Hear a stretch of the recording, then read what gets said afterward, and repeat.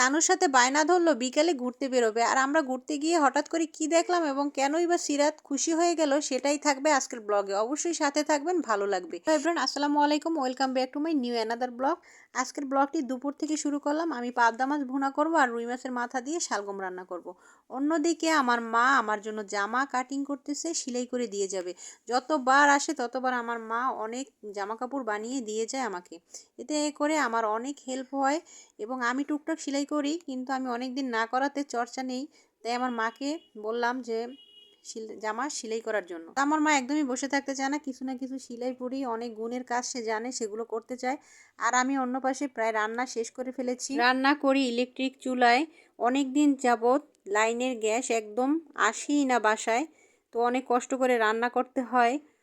আর আলহামদুলিল্লাহ দুপুরের খাবার রেডি হয়ে গেল। ডাল ভর্তা, ধনিয়া পাতা ভর্তা, পাবদা মাছ ভুনা, আর আগের একটু সিম আলুর সবজি রয়েছে।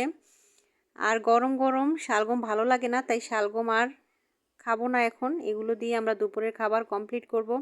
সবাই মিলে আসলে খাবার খেতে খুব মজা হয়, আর আমার মা বিভিন্ন রকমের ভর্তা করে, খেতে খুব মজা হয়।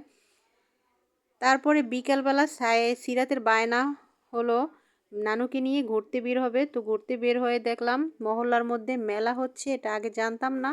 হঠাৎ করে দেখি ছোট্ট পরিসরে মেলাটা খুব জাঁকজমকভাবে চলতেছে এক সপ্তাহ যাবত। তো দেখে মহা খুশি, নানুকে একটা একটা করে বায়না করছে। আমার মা সংসারের অনেক কিছু প্রয়োজনীয় জিনিসপত্র সেগুলো দেখছে আর বলছে এগুলো নিবা, এগুলো নিবা। তো আমি বলছি যে না, এগুলো আমার বাসায় আছে। মেলায় আসলে দাম বেশি থাকায় কোনো জিনিস কিনে শান্তি পাওয়া যায় না, তারপরও দেখতে ভালোই লাগে আর মাঝে মধ্যে টুকটাক কিনতেও ভালো লাগে। তো সিরাতের বায়নাই পূরণ করলো ওর নানু।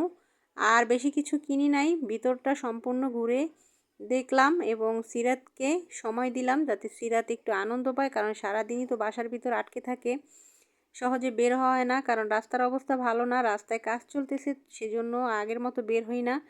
তো সিরাত রাইডসে উঠতে ভয় পায়, সেজন্য আর কোনো রাইডসেই উঠালাম না, কারণ ওর দাদা যদি সাথে থাকতো তাহলে সাইফের সাথে সে উঠতে পারতো। আর এই রাইডসগুলো তো আমিও উঠতে পারবো না, সেই জন্য সিরাত পাশে দাঁড়িয়ে দেখছে এবং আনন্দ নিচ্ছে আর নানুর হাত ধরে ঘুরে বেড়াচ্ছে। নানুকে একদমই চোখের আড়াল হতে দেয় না, শুধু বলে নানু হারিয়ে যাবে, নানু কোথায়, নানু কোথায়।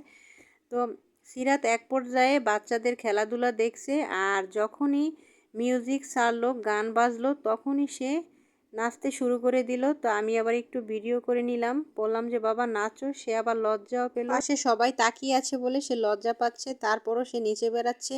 আসলে বাচ্চাদের আনন্দ দেওয়ার জন্য আমাদের বাইরে বের হওয়া খুবই জরুরি, মাঝে মধ্যে বাচ্চাদের সময় দেওয়া উচিত। আজকের ব্লগটি এখানেই, সবাই ভালো থাকবেন, আল্লাহ হাফেজ, আসসালামু আলাইকুম।